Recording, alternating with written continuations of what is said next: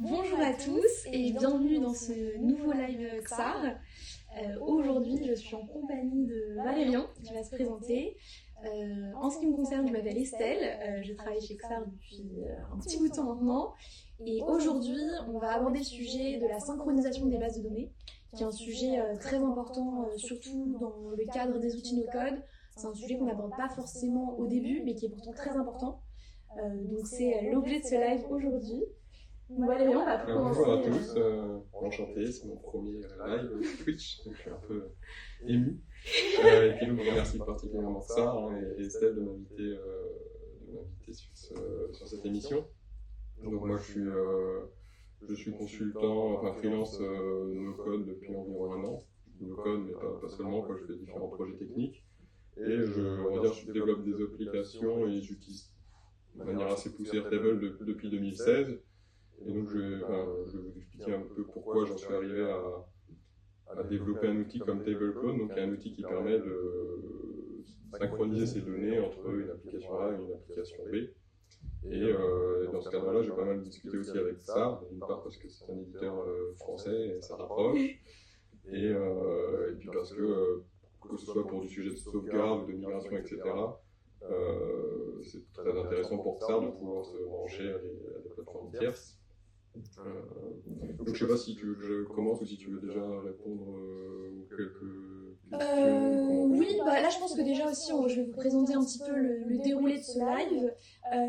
Forcément on a 1 heure donc on ne peut pas voir tous les sujets en détail, mais ce qu'on aimerait bien aborder avec Valérian, c'est dans un premier temps comment faire des sauvegardes de vos données sur Google Sheets via XAR. Enfin, vous avez un outil XAR et vous voulez faire des sauvegardes sur Google Sheets à intervalles réguliers. Et puis dans un deuxième temps, voir comment on peut synchroniser XAR avec une base de données Airtable. Ou pourquoi pas PostgreSQL. On va voir là dans le chat ce qui vous intéresse le plus, donc n'hésitez pas à dire ce qui vous intéresse. Et puis en fin de live, on répondra bien sûr à vos questions. Et aussi, on va vous présenter un cas d'usage qu'on a filmé chez un client récemment, qui est très intéressant selon nous. Donc, on attendra vos retours avec impatience. Donc, je te laisse prendre la main, Valérian. Donc, et donc, moi, depuis que j'utilise les outils no-code et depuis que je développe des outils, ça fait des années que je passe mon temps à écrire des morceaux de script ou des choses plus ou moins propres pour soit faire des archivages réguliers, soit synchroniser des bases de données de deux plateformes tierces entre elles, etc. Et lorsque je me suis lancé en freelance no-code, j'ai fait quelques premiers projets, donc au départ sur Bubble notamment, avec des clients qui cherchaient un moyen d'avoir accès à la donnée, d'une part pour se rassurer sur la sauvegarde, d'autre part pour pouvoir consommer la donnée facilement. Donc facilement, il y a un tableur Excel ou Google Sheet. Je vais t'interrompre un instant. Dans le chat, on dit qu'il y a un problème d'écho et que des problèmes de son. On a peut-être de micro, c'est ça? Oui, normalement, ils ne sont pas synchronisés. Je parle en face à la caméra, mais enfin là, régie de son qui va... Normalement, moi j'ai un bon retour niveau son. Le son n'est pas dingue, j'ai un écho de mon côté, il y a un écho énorme dans le son. Attention, il y a 2 pistes de micro open. Merci pour ces retours dans le chat. Là, demain, si c'est meilleur. Il y a deux pistes micro dans l'OBS, je pense. Peut-être que tu peux en couper un et on fonctionne sur un seul micro, ce sera plus simple. Top, merci beaucoup, c'est reparti. Du coup, moi j'espère que vous m'entendez, n'hésitez pas à dire si ce n'est pas le cas. Et donc j'en suis arrivé à me donner le challenge un petit peu en parallèle de mon activité de consultant finalement, de développer une plateforme. Alors aujourd'hui c'est un projet de SaaS que j'ai nommé TableClone. Et c'est encore au stade de projet, c'est-à-dire que moi je l'utilise en production, j'ai quelques utilisateurs qui l'utilisent, mais aujourd'hui, donc je vous passerai tout à l'heure la landing page. C'est en bêta, on va dire, et c'est complètement gratuit.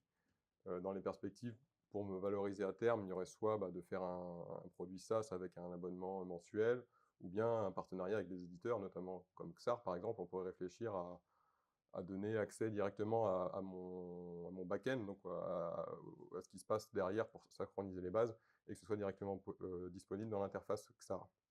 Je vais peut-être présenter mon écran. Hop. Donc, aujourd'hui, l'outil, si vous allez sur tableclone.com, vous arrivez sur la landing page, qui est ce qu'elle est, et, Qui est pas mal, et les parents. qui est faite avec Notion, hein, vous reconnaîtrez. Et donc en haut à droite, vous avez directement un bouton Try Tableclone. Alors là, je suis connecté, mais si vous n'êtes pas connecté, vous arrivez directement sur une page où vous pouvez créer un compte. Alors, c'est un produit bêta. Aujourd'hui, on peut uniquement se connecter avec son compte Google. Pour ceux qui n'ont pas de compte Google, réfléchirez à terme à faire d'autres d'autres moyens d'accès. Et donc, on va passer à la démo. Donc, hop. Donc l'idée de cette plateforme, c'est de pouvoir rentrer ces clés API, ces credentials, ces différentes clés d'accès aux différentes plateformes pour que, vu du SaaS, une table de données soit une table de données générique en fait, et de pouvoir aligner entre elles des tables de données entre différentes plateformes. Donc je vais un petit peu vider tout ça pour passer sur une démo from scratch.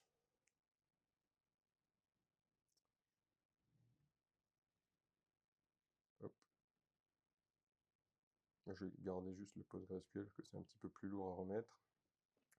Et donc la première étape, quand on arrive sur la plateforme, c'est d'aller sur l'onglet Credentials et d'enregistrer ces clés API. Donc là, je vais enregistrer une clé API XAR. Alors, je l'ai quelque part ici. Bon, c'est ma vraie clé API, mais j'ai rien en production, donc c'est pas forcément très grave.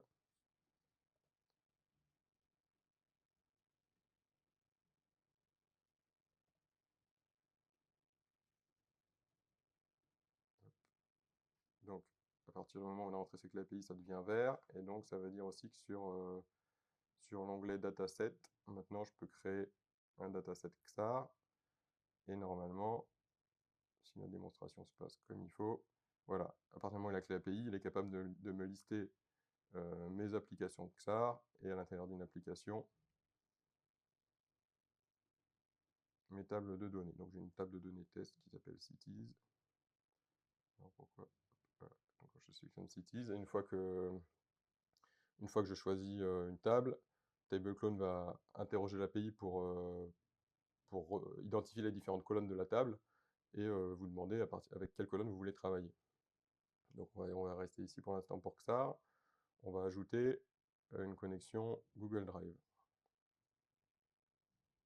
Donc Google Drive, il ne va pas vous demander vos noms d'utilisateurs et vos mots de passe, il va vous demander de vous connecter en ce qu'on appelle en OAuth, c'est-à-dire que lorsque vous cliquez sur le bouton, alors je suis déjà connecté à mon compte Google, sinon il va vous demander de vous connecter à votre compte Google pour donner les autorisations nécessaires. Donc TableClone aura besoin non pas d'accéder à tout votre Google Drive, mais d'être capable de créer des dossiers et des fichiers et forcément de pouvoir éditer ces dossiers et fichiers créés par TableClone. Donc il ne verra pas tout votre drive, hein, j'insiste là-dessus, sinon il faut passer par un processus d'autorisation auprès de Google, etc. C'est un peu plus lourd. Mais voilà, il va être capable de créer un dossier de travail qui va être le dossier TableClone. Donc là, si je donne l'autorisation, il va y avoir un petit jeu de redirection. Donc voilà, je peux par exemple renommer mon dossier. On va dire marque. Donc là, qu'est-ce qui s'est passé en fait? J'ai un petit lien qui est apparu. TableClone a créé un dossier démo XAR Mars à la racine de mon Google Drive. Et en fait, TableClone ne pourra travailler qu'à l'intérieur de ce dossier. Ensuite, donc ça c'était la partie credentials. À la date actuelle, en fait, TableClone ne sait pas travailler avec Google Sheet comme source de données. C'est-à-dire que je ne sais pas je ne peux pas, avec la version actuelle de l'application, prendre un fichier Google Sheet et mapper les colonnes vers une autre table. Par contre, je peux utiliser Google Drive comme une sorte de récepteur dans lequel je vais pouvoir béner mes données. Et donc, par exemple, béner une table XAR, soit toujours dans le même fichier, soit de manière à établir un historique périodique de mes données pour faire de la sauvegarde. Donc, je dois créer ce que j'ai appelé un dataset Google Drive, qui va être en fait un sous-dossier dans votre dossier de travail. Et donc, si vous utilisez l'application, vous allez être amené à créer plusieurs sous-dossiers en fonction des différents projets que vous voulez synchroniser ou outils que vous voulez synchroniser. Tac. Donc là, qu'est-ce qui s'est passé? J'ai appelé sous-dossier pour être simple.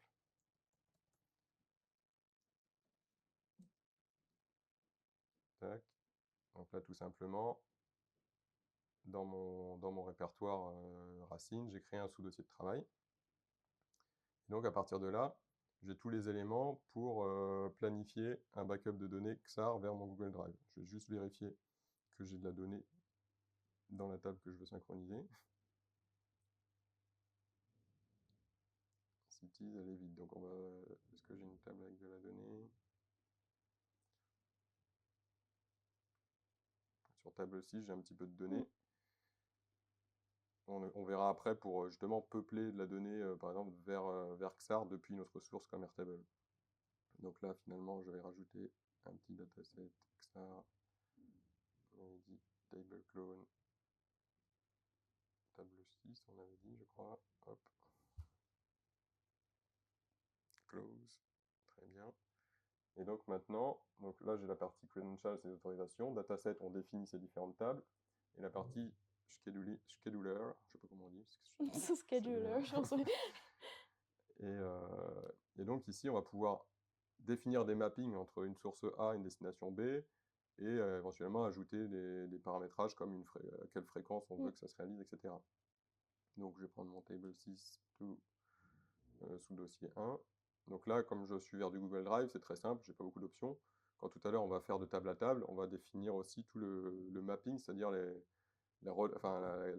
quelle colonne voilà, va quelle vers colonne quelle va vers quelle colonne. Mm.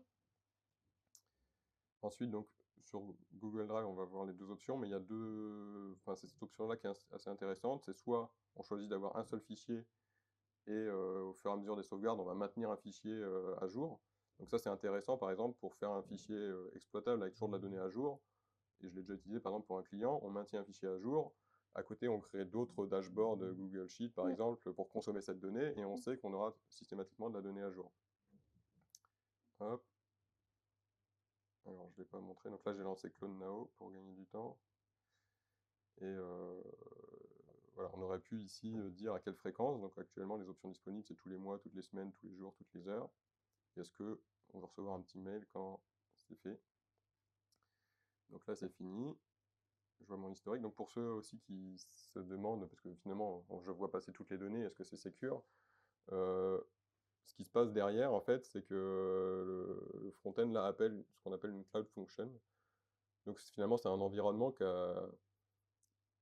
va être juste généré au moment où on demande la synchronisation et qui va être supprimé par la suite. Donc moi, je ne sauvegarde aucune on va dire, donnée de l'application. Cet environnement est créé. Il va interroger XAR pour consommer, à travers l'API, télécharger toute la donnée, l'écrire dans Google Drive, et ensuite l'environnement d'exécution est supprimé. Et donc là, dans mon historique, j'ai bien eu une synchro avec 11 lignes.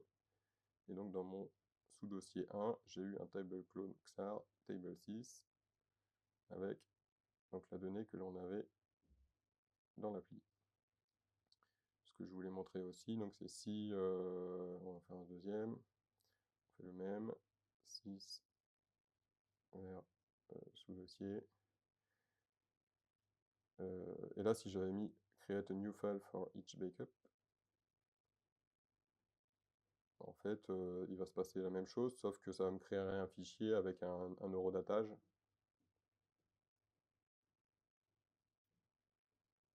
Hop. Donc ici, ça m'a créé le même fichier, mais avec, alors j'ai mis un eurodatage, je m'arrête au jour, j'aurais pu mettre à l'heure. Ce qui fait que si on fait une synchronisation tous les mois ou toutes les semaines, on s'y retrouve. Moi, souvent, ce que je fais pour un projet client, c'est que je vais faire un sous-dossier avec les tables importantes à jour, un sous-dossier avec mon archivage, pour pouvoir remonter dans le temps. Maintenant, on va faire du table à table. Donc, par exemple, dans cette... Donc, j'utilise cette donnée-là qui a le mérite d'avoir du texte et du numérique. Donc, c'est une liste de... Voilà, c'est une liste de villes avec leurs coordonnées géographiques. Donc si là j'ai une table vide et je vais vouloir la peupler avec une table Airtable. Donc là, dans la partie credential, forcément on va se créer des credentials Airtable. Alors deux solutions avec Airtable, soit en no-auth, maintenant c'est possible, soit avec un personal token. On va prendre un personal token. Donc pour créer un personal token Airtable, ça se passe dans votre compte Airtable. L'avantage d'un personal token, c'est qu'il est jetable. Alors les scopes qui sont demandés, ça va être read pour lire les records de destination, write, je me suis trompé la comment, write record pour écrire, et le base schema, ce qui va permettre à Airtable Clone d'interroger Airtable et de savoir le nom des tables et le nom des colonnes. Et ensuite, à quelle table il a accès. Donc pour l'instant, vu que c'est une démo, je vais mettre juste une seule base, c'est ma base de test. Et name, déjà utilisé.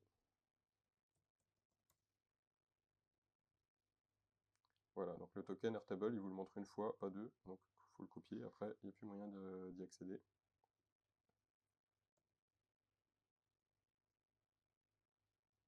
Hop, et donc là de la même manière, dataset Airtable.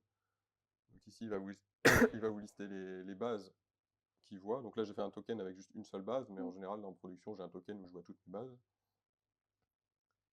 Et dans la base, donc c'est cette base là, je veux voir cette table table clone démo. Donc hop, table clone démo. Voilà, il m'a trouvé les colonnes. Et maintenant, on va mapper table clone démo vers XAR cities. Hop. Donc là, c'est un petit peu plus compliqué, comme je vous le disais, de table à table. Première chose à définir, c'est quels sont les identifiants uniques. Pourquoi il faut un identifiant unique? C'est parce qu'en fait, donc TableClone, vous allez pouvoir pousser de la donnée, et vous allez pouvoir aussi mettre à jour cette donnée. C'est-à-dire que là, je vais peupler la table qui est vide avec 1000 lignes de villes. Si demain, je change le texte des villes, je ne vais pas recréer 1000 nouvelles lignes, mais je vais uniquement mettre à jour les lignes qui ont besoin d'être mises à jour. Et pour pouvoir faire ça, il y a besoin de partager un identifiant unique. Donc soit c'est un identifiant unique que vous avez quelque part dans votre donnée, que vous voulez utiliser, soit c'est l'identifiant natif qui existe à peu près sur toutes les plateformes. Donc sur Airtable, c'est le Record ID, sur XAR, c'est un UID. Vous avez le choix d'utiliser soit une colonne de votre choix, ou bien la colonne native de la plateforme source. Donc là, je vais prendre le Record ID Airtable. Et de la même manière, il faut dire dans destination, dans quelle colonne vous allez stocker cet identifiant unique pour que l'outil soit capable de faire les matchings et les updates. Hop. Et donc ensuite, il faut mapper les colonnes de source vers les colonnes de destination. Alors il y a un petit bouton automap qui vaut ce qu'il vaut, mais qui permet au moins de reconnaître, enfin, sur la base de l'orthographe en minuscules, il va réussir à associer les colonnes entre elles, si elles ont le même nom. Et voilà les autres colonnes, donc c'est des colonnes que j'ai dans la destination, mais que j'ai pas dans la source, donc je ne vais pas les mapper. Donc de la même manière, on a la fréquence de synchro, et on a une autre option justement, c'est soit on veut uniquement ajouter, enfin, première option par défaut, c'est on veut faire de l'ajout et de l'update, mais on pourrait aussi avoir envie de faire uniquement de l'ajout, c'est-à-dire ajouter les nouvelles lignes, mais pas de modifier les records de destination, ou bien au contraire de faire que de l'update, mais pas de pas en créer des nouveaux. Je les ai rajoutés parce que sur certains projets, j'en ai eu le besoin. Aujourd'hui, le plus courant, c'est de faire donc append and update. Et toi, justement, on parlait de l'identifiant unique. Toi, ce que tu fais, c'est que tu crées dans XAR un identifiant Airtable. Ça va dépendre un peu d'où part ton projet. Dans certains cas, tu auras envie d'utiliser un identifiant qui t'est propre pour pouvoir l'avoir aussi bien dans XAR que dans Airtable, dans une colonne à part entière. Mais le plus souvent, effectivement, je vais partir de mon point de départ et je vais créer dans ma table de destination une colonne vide qui va stocker l'identifiant natif. Comme ça, je suis sûr que j'aurai pas de doublons ou pas d'incohérence. Donc, test tableclone to tableclone city, on va le lancer. Donc là, ça permet aussi de se rendre compte de la vitesse. Il y a 900 lignes, 1000 lignes, voilà. Et donc, ça va prendre pas longtemps, hein, mais selon les API, en fait, aujourd'hui, la limite de TableClone, c'est le temps d'exécution. C'est limité à 9 minutes. Donc souvent, les API permettent de faire ce qu'on appelle du bulk, Mm. c'est-à-dire qu'on peut pouvoir écrire des paquets de 10 ou 100 records, et ça va plutôt vite. Mm. Par exemple, voilà, là c'est fini. Je sais qu'il y a des limitations sur certaines API. Typiquement sur Bubble, en update, on ne peut pas faire du bulk, on peut faire que Mm. du ligne à ligne. Donc si Mm. on a 50 000 à synchroniser, C'est ça pas va possible, ça va ouais. dépasser les 9 minutes. Donc là, j'ai mon historique, et donc ça, voilà, donc j'ai mes 900 enregistrements qui sont apparus. Incroyable. Voilà, C'est ce qu'on voulait. c'est ce qu'on voulait. Et de la même manière, on va faire, par exemple, on va changer le FR, on va faire un update. Mm. Donc, par exemple, sur Île-de-France, je vais dire que c'est en Allemagne, et sur Auvergne aussi. Enfin, c'est plutôt non, Paris et Grenoble. Paris et Grenoble, je les passe en Allemagne. Si je relance le clone,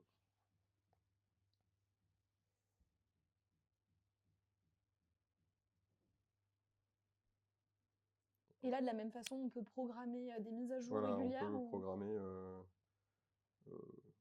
Enfin, moi aujourd'hui, tu le fais à je la suis un main? peu le bourrin, je mets Ouais. toutes les heures. Ok. Et comme ça, je suis sûr que je la donner quand j'en ai besoin.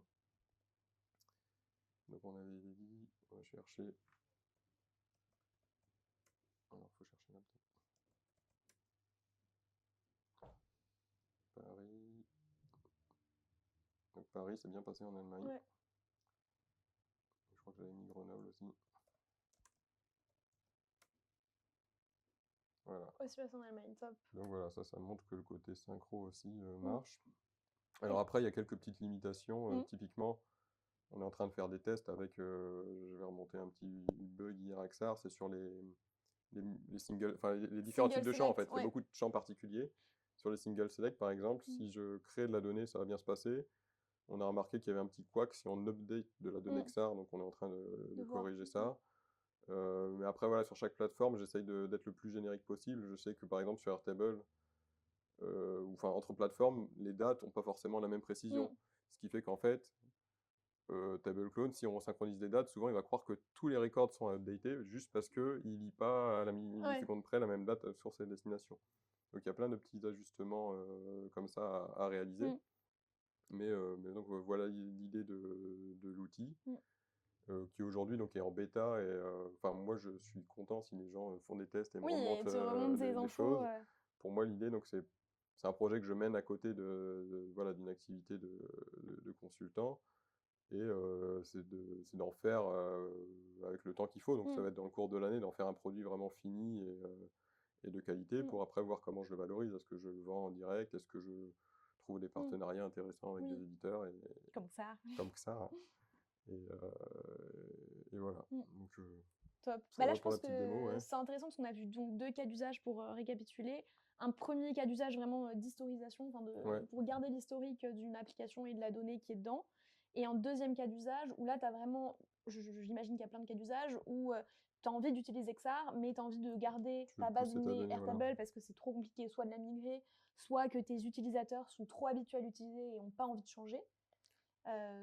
Donc, Pour moi, il y a 3 besoins. Il y Mm. a un, faire de la sauvegarde Mm. sur plusieurs plateformes, Mm. donc pas mettre tous ces deux dans le même panier. Il y a 2, migrer. J'ai commencé un projet sur Airtable, j'ai fait des formulaires, etc. Mais je veux passer à l'échelle, il faut que je crée plusieurs milliers Mm. d'utilisateurs. Bah, je vais passer sur une solution Ouais. type XAR, parce Mm. que là, je suis plus facturé à Mm. l'utilisateur, mais à l'application. Mm. Donc il y a la migration.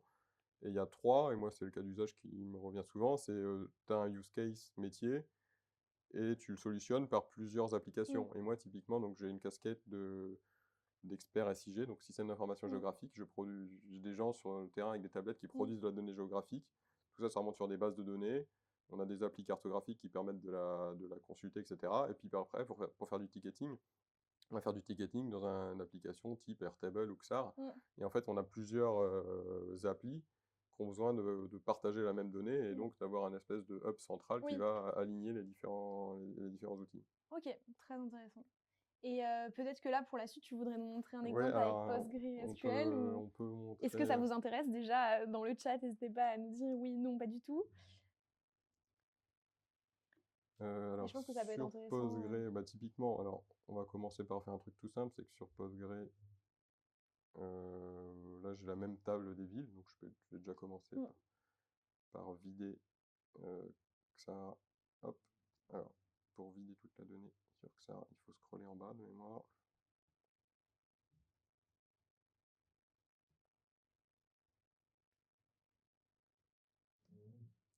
On y est. Hop.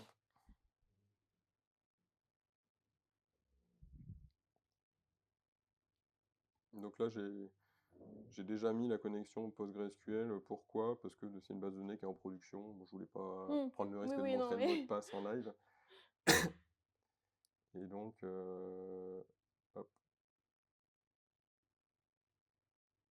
Donc, ce qu'il va demander, c'est une URL, un port, une base de données et login mot de passe. Ensuite, pour ceux qui connaissent Postgre, donc ça marche par schéma et table. Donc schéma, c'est un espèce de regroupement de tables, un dossier. Donc dans test, j'ai ma table.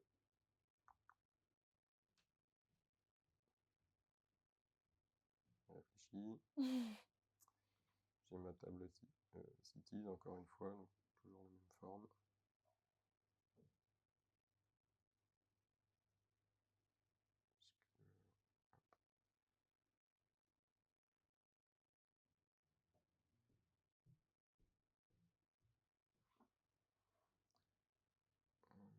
Je vais prendre quoi comme identifiant unique? Pareil, ma source à la base c'était toujours ma table Airtable, donc j'ai un record ID qui traîne. Sauf que du coup là c'est pas sur PostgreSQL typiquement, il peut y avoir des clés primaires, mais il peut y en avoir une ou pas ou plusieurs. Donc là j'ai pas de plateforme native record ID. C'est vraiment à moi de dire dans ma table quel est mon identifiant unique. Donc, on va mettre là, tac, bottom up.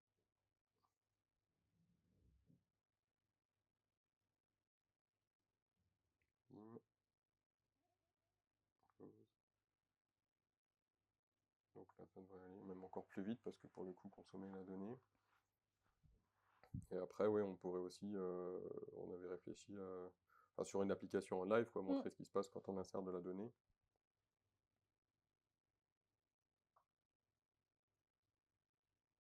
Donc l'exemple.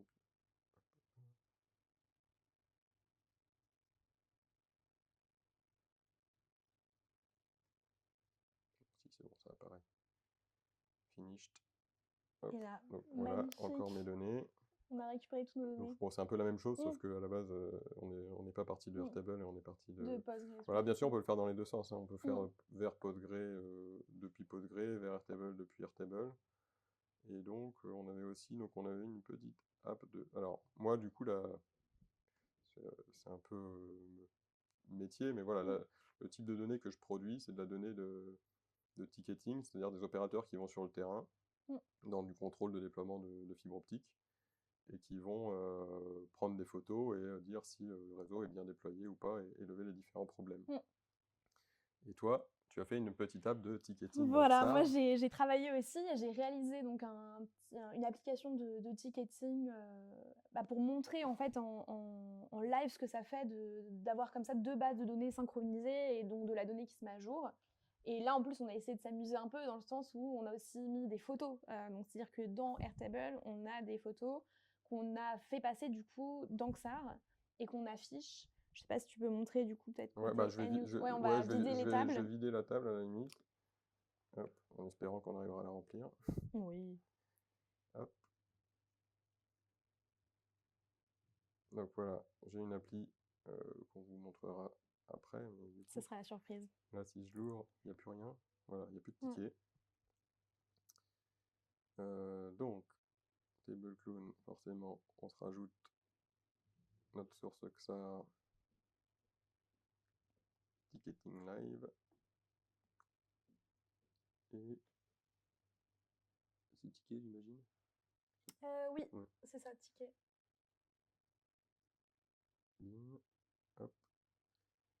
Ensuite, et puis ma table Airtable. Du coup, il faut que j'édite mon personal token. Donc de retour dans Airtable. Voilà. Je vais donner accès qu'à une seule table.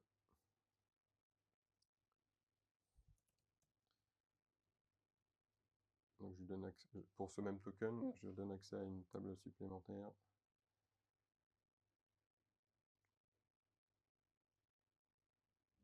Voilà, donc là j'ai bien 2 tables Airtable.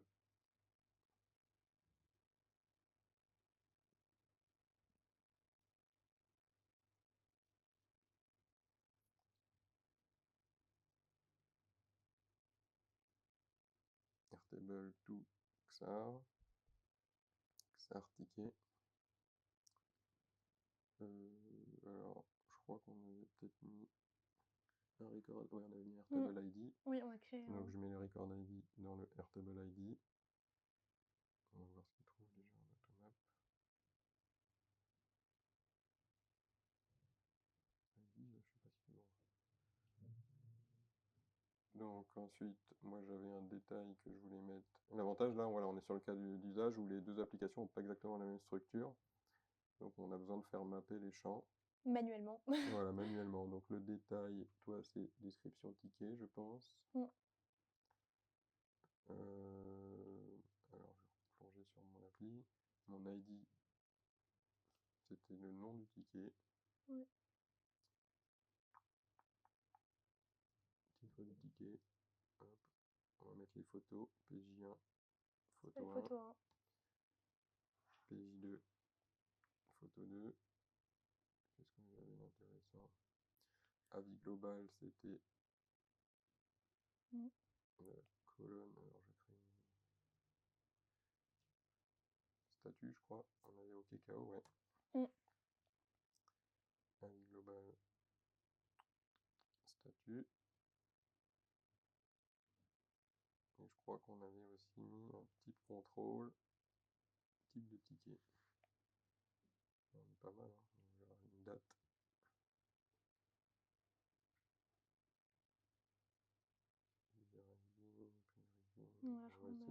Ah si, je crois que priorité ticket, on l'avait aussi. C'est pas priorité.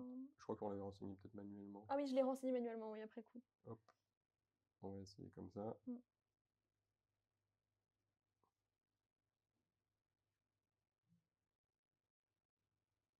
Et là, surprise. On croise les doigts. Donc là, les enregistrements arrivent. Et du coup, ici, faut peut-être que je leur mette une prio pour qu'ils arrivent. Non, ils arrivent quand même. C'est bon. Donc voilà, dans l'appli de ticketing, on fait rentrer nos tickets avec la donnée, le titre, qui provient de Airtable, le titre, le contenu, le statut, et l'accès aux photos. Alors bien sûr, il faut tomber sur un ticket qui a une photo. Ouais. Alors pour l'accès aux photos, je crois que tu as mis un bloc HTML, c'est ça? ça? C'est ça, j'ai mis un bloc HTML. Il y a certainement un travail de resizing sur les photos, hein, c'est lors de la démo, mais ça permet aussi, voilà, qu'on peut manipuler d'autres choses que des chiffres et du texte. Voilà, est-ce que je passe en doc? Voilà. Donc ça, c'est pour vous montrer un peu voilà, comment ça pourrait fonctionner en production. On aurait un squelette d'appli qui marche sur une base de données vide ou à peupler, en fait, et on vient peupler la donnée depuis une source externe. Qui existe déjà. Qui existe, comme là, par exemple, pour l'application ticketing. Et donc là, ça peut être utilisé soit en voire même plusieurs sources vers une application. Il peut y avoir des cas aussi. Ouais. Bah top. Merci beaucoup pour cette démo de TableClone. J'espère que ça vous a inspiré. N'hésitez pas à aller du coup sur ton site. Voilà, allez sur tableclone.com. Et normalement, il y a toutes les infos. Et vous pouvez vous créer un compte gratuitement, je le répète. C'est le plus important. À condition d'avoir un compte Google. À condition d'avoir un compte Google. Je ne sais pas si vous avez des questions. Alors, il me semble que j'avais vu des questions de Casimir 3 au tout début. Alors, je les prends en vrac. C'est des questions techniques dont je n'ai pas la réponse parce que je ne suis pas développeur. Donc la question, comment XAR anonymise-t-il les données clients pour garantir la protection de la vie privée des utilisateurs tout en permettant l'utilisation de ces données à des fins d'analyse? Alors moi je sais que je suis admin à titre personnel et en fait je n'ai pas accès aux données. C'est-à-dire que nous on ne peut pas voir les données des comptes XAR. On voit les comptes XAR mais on ne voit pas la donnée. Donc, je ne sais pas si c'est ta question, c'est-à-dire XAR vis-à-vis des makers et des utilisateurs finaux, ou est-ce que c'est un maker qui peut voir la donnée de ses utilisateurs? En tout cas, j'espère que je réponds à ta question. N'hésite pas à me faire un retour dans le chat. Pour la question, comment XAR utilise-t-il le chiffrement en base de données pour garantir la sécurité des données de ses utilisateurs? là, très honnêtement, je n'ai pas la réponse technique. Je sais qu'on est certifié HDS, donc c'est hébergement des données de santé, qui au niveau européen et français, une des certifications, pour ne pas dire la certification la plus exigeante. Mais je pourrais me renseigner, si tu veux, tu peux m'envoyer un message sur le Discord et je me renseignerai et je te ferai une réponse plus complète. N'hésite pas vraiment. Et là, je vois donc une question de Gorkima qui me demande une intégration directement dans XAR est prévue et si oui, une idée du délai. Alors pour l'instant... Délai non, prévu, ça fait partie des discussions effectivement Voilà. que je peux avoir avec XAR, puisque moi je suis pas éditeur de logiciel, donc à un moment, si je veux aller plus loin avec cet outil, il faudra que je me pose la question entre devenir éditeur de logiciel Oui. ou trouver des partenariats avec les éditeurs. C'est un engagement autre, clairement. Et voilà, ce serait certainement une bonne solution pour moi, valoriser le travail qui a été fait sur l'alignement des API, et pour l'utilisateur, avoir un espèce d'expérience utilisateur un peu plus agréable, parce qu'il n'y aurait pas une application tierce, on serait directement dans l'environnement XAR, et ce serait plus all-in-one, quoi. Ouais. Donc oui, c'est des choses auxquelles on réfléchit. Mais pas encore de délai, malheureusement. Si je remonte du coup sur les questions de Casimir 3, est-ce que les admins XAR, techniquement, peuvent consulter les bases de données des clients? En fait, j'ai répondu indirectement en répondant à ta première question. Non. On a accès en fait à la liste des utilisateurs. Donc, je peux savoir le forfait que tu as choisi, ce genre de choses. Mais je peux pas voir ton mot de passe et je peux pas voir tes applications. Je sais même pas combien d'applications tu as créées, les données, tes utilisateurs, ça, je n'ai vraiment pas du tout accès. Et je regarde encore Gorkimad, bah, écoute, avec plaisir. Et enfin, pour la dernière question de Casimir 3, comment XAR s'assure-t-il que les données de ses utilisateurs sont correctement attribuées et que les utilisateurs ont un accès exclusif à leurs propres données? Alors ça encore, je pourrais pas te donner la réponse technique précise, mais sache que on est sujet à des tests réguliers de sécurité. Donc je pourrais pas te donner de réponse technique, mais je sais que les organismes capables de tester la sécurité des logiciels s'en occupent. J'espère que ça répond à ta question, même si c'est pas extrêmement précis. Salut Seb de No Code, j'espère que tu vas bien. Ça fait longtemps qu'on ne s'est pas croisés. Je ne sais pas si on a terminé peut-être pour les questions. En tout cas, encore une fois, merci Valérian d'être venu présenter ton outil, de m'avoir invité. qui sera disponible en replay sur notre chaîne YouTube. Je pense qu'on fera un mail de newsletter et on mettra un petit post dans le Discord. Donc ceux qui viennent d'arriver et qui se disent « mince, j'ai raté le live sur la synchronisation des bases de données XAR », il n'y a pas de souci, vous aurez accès au live. Et puis, je ne sais pas si on voulait vous présenter un cas d'usage client, mais on me dit à la régie que ce n'est pas possible. Je ne sais pas si Valérian, tu peux le si je le passe sur mon écran, partager, peut-être. Alors, attends. qui est un de nos cas d'usage, enfin un cas d'usage qu'on trouve très intéressant. Donc, il va falloir j'espère que ça va vous inspirer. Il faudra que tu me le reforwardes. Ou sinon, je te donne mon adresse mail. Je pense que c'est mieux que je le passe à Estelle. Ok, il n'y a pas de souci.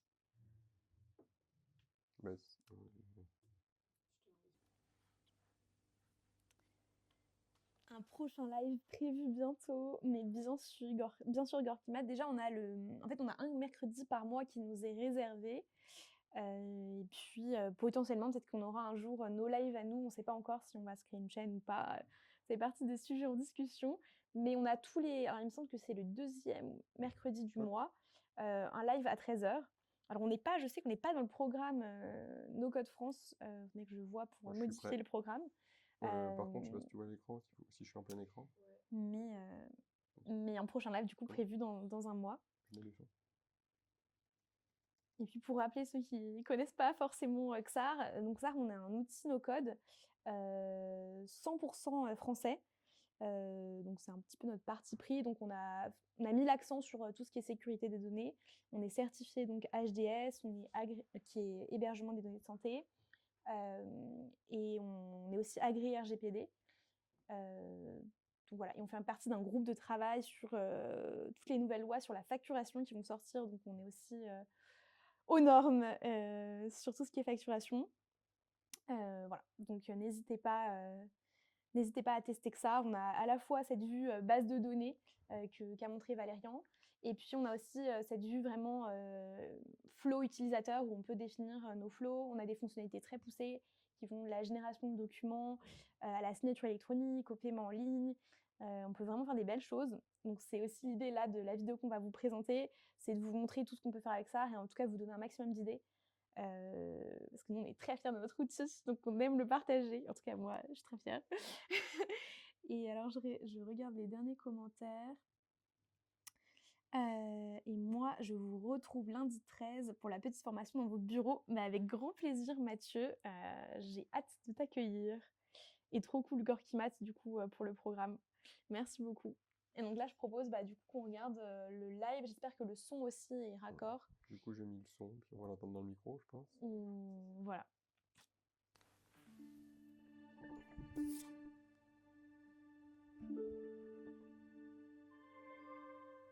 Nous voici sur l'écran d'accueil de l'application qui permet de gérer une entreprise de bâtiment. L'application est organisée sous forme de pages et de sous-pages. Donc les pages qui vont être des thématiques, par exemple la vente, les chantiers, et ensuite des sous-pages qui vont être des fonctionnalités à l'intérieur de ces sections, par exemple la table client dans la section vente, les opportunités, également dans les chantiers, les vues des sous-traitants, des techniciens, des fournisseurs.